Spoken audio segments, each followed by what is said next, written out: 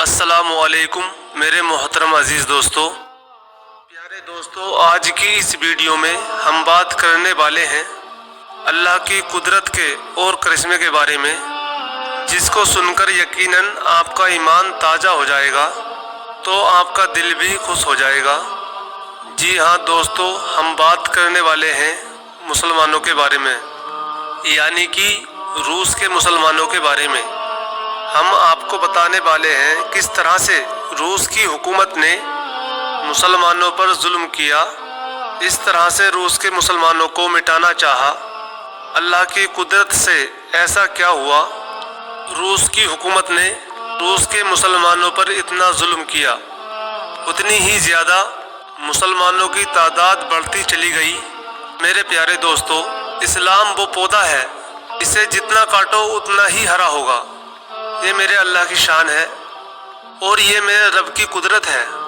آپ اس ویڈیو کو آخر تک ضرور دیکھیں اور سمجھنے کی کوشش کریں نے اللہ کا کرشمہ کیوں کہا ہے۔ دوستو، بات ہے 1971 کی۔ 1971 میں ایسا لگ رہا تھا پوری دنیا میں روس کی حکومت ہوگی، پوری دنیا روس کے ادھین ہو جائے گی۔ اس دور میں مسلمانوں پر ظلم کیا جا رہا تھا اور دردناک داستان لکھی جا رہی تھی۔ قرآن پاک اور مسجد کو تہس نہس کیا جا رہا تھا، اللہ کا نام لینا بھی ظلم قرار دیا جا رہا تھا۔ مدرسے بند کر دیے گئے تھے، پہلے سے بنی ہوئی مسجدوں کو تباہ کر دیا گیا تھا، یا پھر ان کو ڈانس بار یا پھر دفتر کی شکل دی گئی تھی۔ دوستو، 1970 سے پہلے روس میں 15,000 مسجدیں تھیں۔ اس دور میں وہاں کی حکومت اسلام کے ماننے والے کو لگاتار ختم کرنے میں لگی ہوئی تھی۔ اس وجہ سے سوویت یونین کے دور میں صرف 94 ہی مسجدیں باقی رہ گئی تھیں، یعنی باقی مسجدوں کو یا تو شہید کیا گیا یا پھر مسجدوں کو ڈانس بار بنا دیا گیا تھا یا پھر مسجدوں پر تالا لگایا گیا تھا۔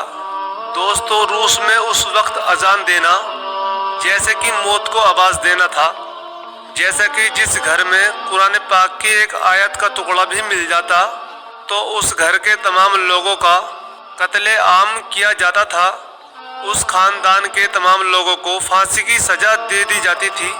دوستو، اسی ڈر کی وجہ سے مسلمان قرآن پاک کو اپنے گھر میں رکھنے کی وجہ سے قرآن کو ہی حفظ کرنے اور چھپ چھپ کر قرآن پڑھنے کو مجبور ہو گئے تھے۔ اس دور میں عالموں کا بڑے پیمانے پر قتل عام کیا گیا تھا، عورتوں کی عزتیں لوٹی گئیں، لوگوں کو زبردستی عیسائی بنایا جا رہا تھا۔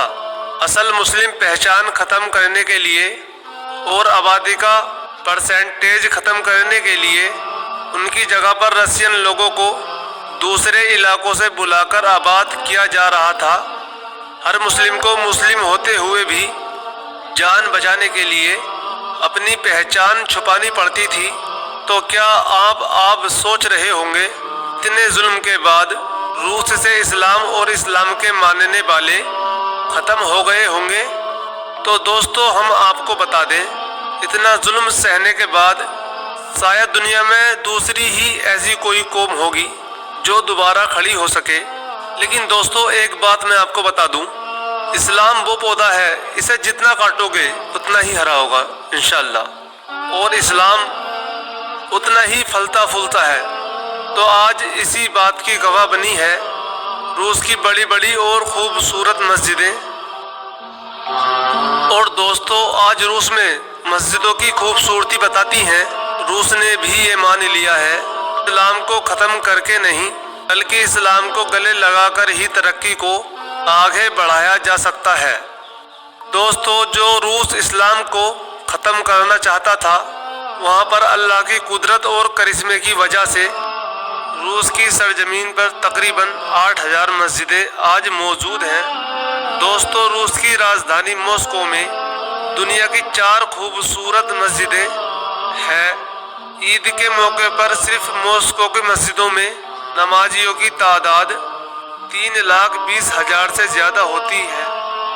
روس کے مفتی کونسل ادیس سراویل کونسنس کہہ چکے ہیں عید کی نمازوں میں شرکت کرنے والوں کی تعداد ہر سال کے در سال بڑھ رہی ہے۔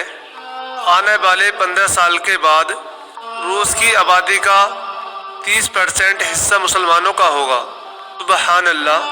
اور دوستو، موجودہ سمے میں روس میں 2,45,00,000 قریب پہنچ چکی ہے۔ اور دوستو، ہم آپ کو اس کے علاوہ روس کا ایک اور واقعہ بتاتے ہیں، جس کو سن کر آپ کمنٹ میں سبحان اللہ ضرور لکھیں گے۔ بے شک قرآن پاک اللہ کی طرف سے انسانوں کے لیے ہدایت ہے، یعنی ہدایت کے لیے بھیجا ہوا ایک نایاب تحفہ ہے۔ اللہ پاک قرآن پاک میں فرماتا ہے، بے شک ہم نے قرآن پاک کو نازل کیا ہے، بے شک ہم خود اس کی حفاظت کرنے والے ہیں۔ اللہ اپنا وعدہ ہر جگہ پورا کرتا ہے، جیسے کہ روس میں پورا ہوا۔ دوستو، یہ واقعہ 1973 کا ہے، جب رشیا میں کمیونزم کا راج تھا۔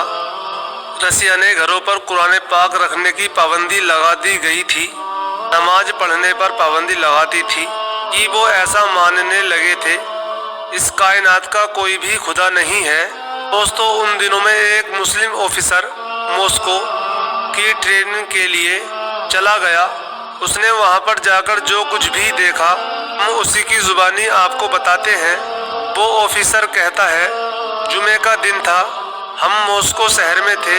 میں نے دوستوں سے کہا چلو جمعے کی نماز ادا کرتے ہیں، تو میرے پیارے دوستوں نے کہا یہاں کی حکومت نے ساری مسجدوں کو گودام بنا دیا ہے، صرف 2 ہی ایسی مسجدیں ہیں اس شہر میں جو کبھی کبھار ہی کھلتی ہیں۔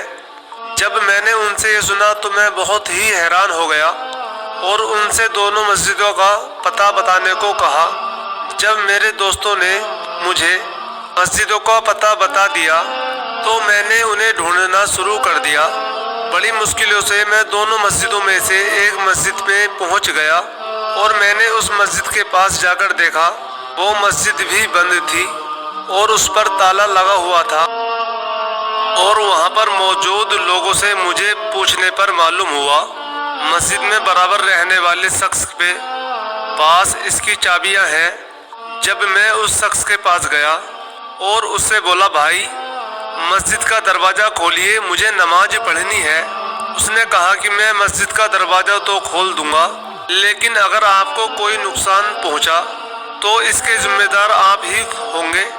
میں نے اسے کہا کہ دیکھیے جناب، میں اپنے دیش میں بھی مسلمان تھا اور یہاں پر بھی مسلمان ہوں، اور میں وہاں پر بھی نماز پڑھتا تھا اور یہاں پر بھی نماز پڑھوں گا، چاہے کچھ بھی ہو جائے۔ اس شخص نے میری اس بات پر مسجد کا دروازہ کھول دیا۔ میں مسجد کے اندر گیا تو مسجد کا ماحول بہت ہی خراب تھا۔ میں نے جلدی مسجد کی صفائی کی اور اس کے بعد میں بلند آواز میں اذان پڑھنا شروع کر دیا۔ وہ آفیسر کہتا ہے، میری اذان کی آواز کو سن کر آس پاس کے سارے لوگ اکٹھا ہو گئے اور لوگ یہ سوچنے لگے یہ شخص کون ہے جو موت کو آواز دے رہا ہے، مگر ڈر کے مارو کوئی بھی مسجد کے اندر نہیں آیا۔ میں اکیلا تھا اور میں نے نماز ادا کی اور اس کے بعد میں مسجد سے باہر آ گیا۔ وہ آفیسر کی آواز اذان سن کر بچے بوڑھے اب مسجد کے دروازے پر جمع ہو گئے اور یہ سوچنے لگے کہ یہ کون شخص ہے جس نے اپنی موت کو آواز دے دی، لیکن ڈر کے مارو مسجد کے اندر کوئی بھی داخل نہیں ہوا۔ میں کیونکہ اکیلا تھا، جمعے کی وضاء نماز بس ادا کی اور مسجد سے باہر آ گیا۔ اس کے بعد جب میں وہاں سے رخصت ہونے لگا تو لوگ مجھے ایسے دیکھ رہے تھے جیسے میں نے نماز ادا نہیں کی ہے، کہ میں نے بہت بڑا ظلم کر دیا ہے۔ خیر، میں نے اس برابر والے شخص کو چابی دی اور واپس سے کی رائے لی۔ اس کے بعد جب میں واپس چلنے لگا، ایک بچہ میرے قریب آ گیا اور اپنے گھر چلنے کی ضد کرنے لگا۔ اس بچے کی زبان میں محبت کو دیکھ کر میں اس سے منع نہیں کر سکا، اس کے ساتھ اس کے گھر چلا گیا۔ اس بچے کے والدین نے میرا اچھی طرح سے استقبال کیا، کھانا وغیرہ بھی کھلایا۔ اس کے بعد میں نے اس بچے سے پوچھا، کیا آپ کو قرآن پاک پڑھنا آتا ہے؟ اس نے کہا، جی مجھے قرآن پاک پڑھنا آتا ہے۔ میں نے قرآن پاک کو اس کے سامنے کیا اور میں نے کہا، اس کو پڑھ کر سناؤ۔ اس بچے نے دیکھا مگر کچھ نہ کہا۔ फिर उसने मेरी तरफ को देखकर और कुरान को भी देखा। मैंने सोचा शायद बच्चे को कुरान पाक पढ़ना नहीं आता होगा, तो मैंने उसे कुरान पाक सिखाने की नीयत से एक आयत पर अपनी एक उंगली रखी और उसको बोला कि ऐसे पढ़ो। मैंने शुरू किया था और वो बच्चा फर से कुरान पाक पढ़ने लगा, और वो भी बगैर कुरान पाक को देखे। ये मंजर देखकर मैं हैरान हो गया और उसके बाद मैंने उसके वालिद से मामला पूछा कि हजरत ये क्या मामला है, तो उन्होंने मुस्कुराकर जवाब दिया, दरअसल यहाँ पर कुरान पाक को घर में पर पाबंदी है। अगर किसी के घर कुरान पाक का एक टुकड़ा यानी आयत का टुकड़ा भी मिल जाए तो उसके पूरे खानदान को तमाम सख्त सजा सुनाई जाती है। इसी वजह से हम लोग कुरान पाक को अपने घर में नहीं रख सकते हैं। तो फिर मैंने पूछा, आपके बच्चे ने कुरान पाक पढ़ना कैसे सीखा? मेरी उस हैरत पर उसने जवाब दिया, यहाँ हमारे आसपास हाफिज है, बस हम अपने बच्चों को वहाँ पर भेज देते हैं और वो इनको कुरान पाक जुबानी सिखाते हैं। और फिर वक्त एक ऐसा आता है हमारे बच्चे भी कुरान पाक के हाफिज बन जाते हैं। उन्होंने कहा कि जनाब हमारे पास कुरान नहीं है, इसलिए हमारे बच्चे कुरान पाक को देखकर नहीं पढ़ते यानी नहीं पढ़ सकते हैं। आप जो बाहर बच्चे देख रहे हो ज़्यादातर आपको कुरान हाफिज मिलेंगे।